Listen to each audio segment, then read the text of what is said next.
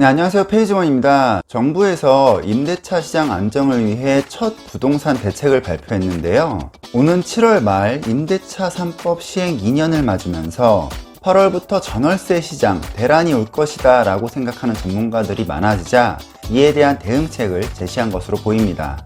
이번 대책에는 다양한 부동산 정책들이 포함되어 있는데요. 공급을 확대한다던가 효과가 있기까지 다소 시간이 필요한 정책들은 제외하고 임대인과 임차인 분들께 당장 피부로 와닿는 것들만 요약해서 정리해 드리겠습니다.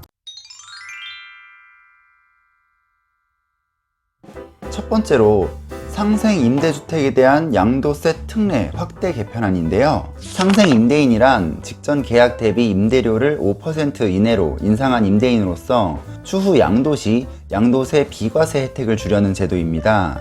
이 개선안은 임대인과 임차인 모두에게 당장 와닿는 혜택이 돌아가는데요. 현재는 임대인이 임대차 계약을 체결하는 시점에 1세대 1주택자인 경우에만 해당하고 임대 개시 시점에서 임대주택의 기준시가가 9억 원 이하여야 하는 등 다소 까다로운 조건이 있었죠. 임대인에게 돌아가는 혜택도 1년 거주를 인정해 주어서 추후 양도세 비과세를 받기 위해서는 부족한 1년의 실거주를 채워야 했습니다.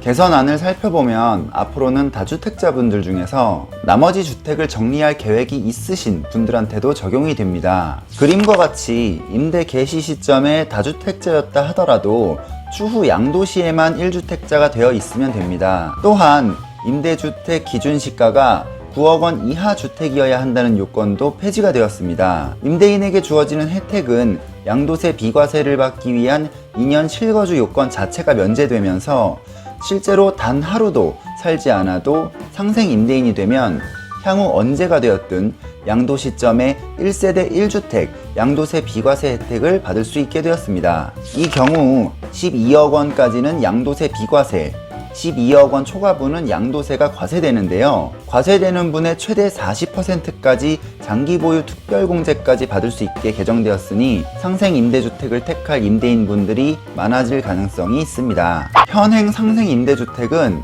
2021년 12월 20일부터 2022년 12월 31일까지 임대 개시를 한 주택에 한해서만 적용이 되었는데요. 개선안에서는 2년 연장이 되어서 2024년 12월 31일까지 임대 개시를 한 주택까지 적용이 됩니다. 7월 말 이후 임대계약 만료가 다가오는 임차인의 경우 계약갱신 청구권 사용 여부와 관계없이 적용이 가능하니까요. 임대인 분께 해당 내용을 꼭 전달해 주시고 하루빨리 보증금 인상분을 협의하시길 바라겠습니다. 임대인 분들께서도 5% 이내로 인상하여 향후 실거주 없이 양도세 비과세 혜택을 받아보시는 것도 괜찮은 선택지가 될 수 있을 것 같습니다. 다만 그림과 같이 갭 투자를 통해 전 주인이 맺은 임대차 계약을 이어받은 경우는 적용되지 않고요. 그 다음번 계약이 홍길동의 첫 번째 계약이 됩니다. 그 뒤 신규 또는 갱신을 통해 두 번째 계약을 체결하는 경우 상생 임대주택이 적용됩니다. 또한 갭 투자는 모두 배제하겠다던 초기 정부 발표와는 달라진 내용인데요. 그림과 같이 매수와 동시에 기존 임차인 A는 퇴거를 하고 새로운 임차인 B를 구해 홍길동이 임대차 계약을 체결하는 형태의 갭 투자인 경우, 이 경우는 내가 계약을 한 것이기 때문에 갭 투자이긴 하지만 첫 번째 계약으로 인정되며 다음 두 번째 계약 시 상생 임대인의 조건이 성립하게 됩니다. 요약해서 임대인 기준 내 명의로 계약한 두 번째 임대차 계약 때 상생 임대인이 될 수 있습니다. 이때 첫 번째 계약의 임차인이 1년 6개월 이상 거주하셔야 하고요. 이후 두 번째 계약의 임차인이 2년 이상 거주했을 때 상생 임대인의 조건이 성립하게 됩니다. 두 번째로 갱신 만료 서민 임차인 대상 전세대출 지원 강화 방안입니다. 현재 계약갱신 청구권을 사용한 후 갱신기간이 만료된 만 19세에서 34세 연소득 5천만원 이하 무주택자이면서 부부 합산 순자산 3억 2,500만원 이하인 분들에게 수도권 1.2억, 지방은 8천만원까지 버팀목 전세대출을 저리로 지원해주고 있는데요. 전세보증금이 수도권은 3억 이내, 지방은 2억 이내라는 조건이 있었습니다. 하지만 개선안에서는 수도권 1.8억, 지방은 1.2억까지 대출 한도가 올라가고요. 전세보증금도 수도권 4.5억, 지방 2.5억 이하의 주택을 임차하는 경우로 조건이 좀 더 완화됩니다. 이 전세보증금 및 대출 한도 조건 개선안은 2022년 8월부터 2023년 8월까지 실행하는 대출에 한해서만 우선 적용해준다는 방침인데요. 개선 효과나 시장 상황을 지켜본 후 2023년 8월 이후에 연장할지 또는 조금 더 보완할지를 결정할 것으로 보입니다.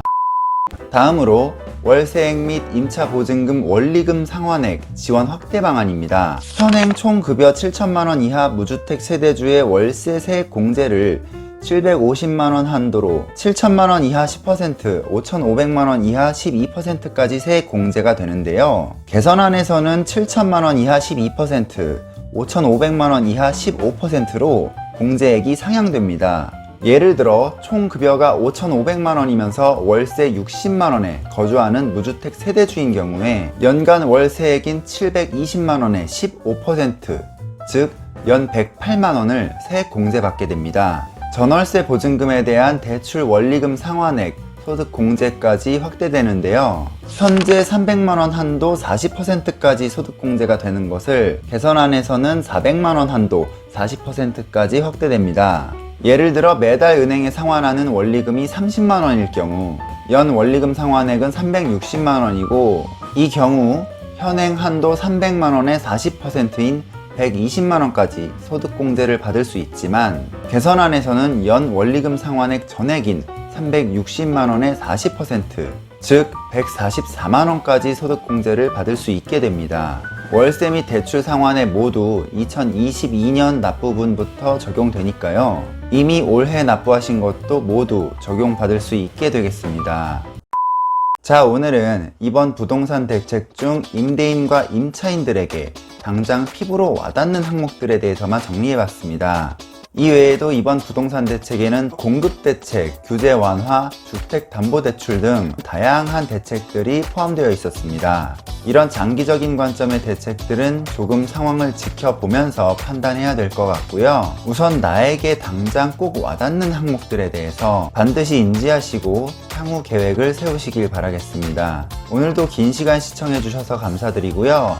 영상이 유익하셨다면 구독과 좋아요 부탁드리겠습니다. 다음에도 많은 분들께 도움이 될 만한 정보를 알기 쉽게 안내드리도록 하겠습니다. 감사합니다.